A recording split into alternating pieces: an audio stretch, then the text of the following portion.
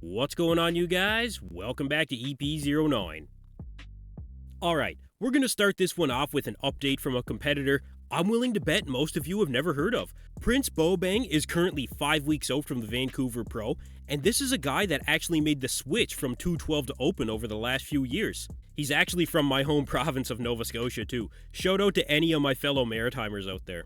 Prince last competed in 2019 at the Vancouver Pro, in the 212 like I said, and he's actually put on a fair amount of size since then. At 5 weeks out from the show, he's sitting around 240 pounds, and his upper body is actually pretty crazy. The roundness of the arms and the delts, the fullness of the chest, this guy has a pretty decent 3D look to him. The arms especially, he's got really good arms. I think if Prince had the quads to match the upper body and he really brought lights out conditioning, this is a guy that could really have some potential to be on that Olympia stage someday. The upper body is where you can really see the potential. So for a relatively small-town competitor, we'll see where Prince lands in the Vancouver Pro lineup, and we'll see who else shows up on stage. Alright, next up, we have an update here from Joan Pradells.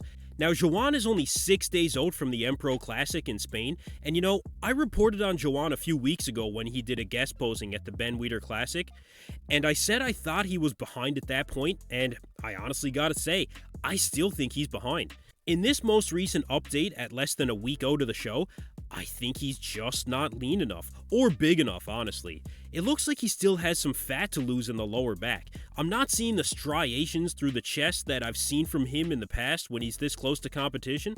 And look, I've said it before, Joan has to stand next to a monster like Michael Krizo at the Empro Pro. But we now know that Joan also has to stand next to guys like Roman Fritz and Amir Omaragic, Wellington Neskow, all of these guys. I think they're going to either outsize him or outcondition him. And I had some pretty high hopes for Joan at the start of this prep, but I gotta call it like I see it here, you guys. I think Joan looks closer to 6 or 8 weeks out than he does a week out from the show. But you know, he is a good bodybuilder. He turned pro in his mid-20s, he has a ton of potential for a young bodybuilder. He's got the shape, he's got the quads, the wide clavicles, the potential is definitely there. But for this show, I do think he's pretty far behind here, and I think he's going to have a lot of trouble standing next to some very experienced ifbb pros. Now, another year of training and gaining some mass, we could see Joan standing on that Olympia stage. Bigger arms would definitely help him, I think, the most. So look, we'll see if Joan can fill out his physique over peak week here, but I think Joan might be in for a learning experience when he hits that stage at the Empro Classic. Alright, next up, we have an update from Greggo at 5 weeks out from the Atlanta Classic.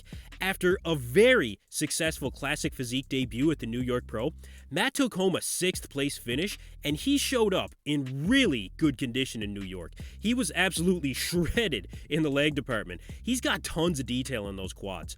After his showing in New York, Matt was regarded in the bodybuilding industry as being one of the future stars of the sport in Classic Physique. And you know, I'm really on board with that sentiment. Matt has the proportions for Classic, he has that really tight waistline, his abs and thigh is definitely his best pose. His lats really pop out in the front lat spread, and the best part is, Matt has upwards of 13 pounds of stage weight he can still gain before he reaches his weight cap. So what can Matt work on for the Atlanta Classic? I think his posing is one thing. Just by opening up a bit more, really remaining flexed in the legs, especially when he turns from the side poses to the back poses, even with those improvements, I think he'll do well in 5 weeks. So Matt now has his eyes set on the Atlanta Pro in hopes to qualify for the Olympia.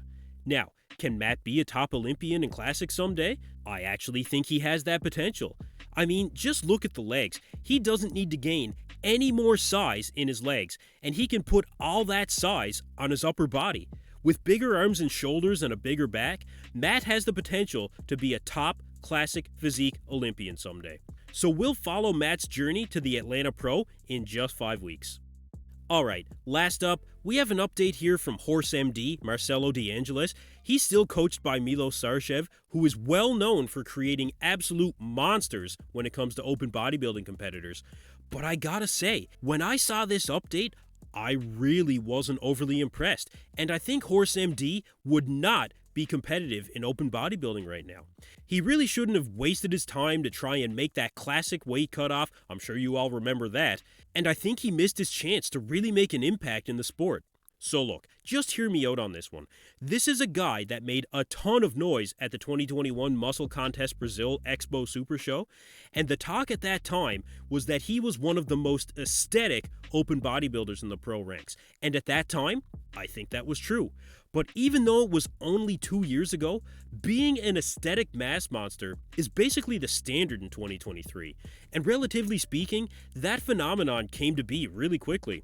The emphasis now is not only on the tight midsection, but a lot of the top open pros can hit a vacuum these days.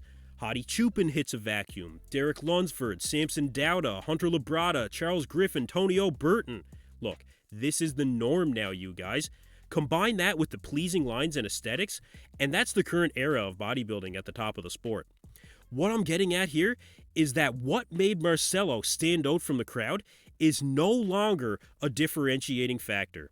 And when you look at the progress he's made since he started working with Milos a few months ago, I'm honestly not all that impressed. I think his shoulders overpower his arms. I think his triceps need to come up to match his biceps. The quads don't look like they have that sweep they used to have.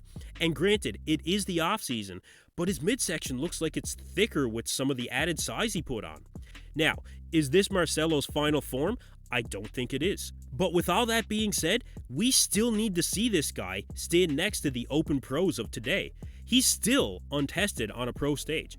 But based on what I'm seeing here, I think everything that made Marcello stand out from the rest of the crowd is going to overshadow him by competitors with better shape, better flow, and more overall size.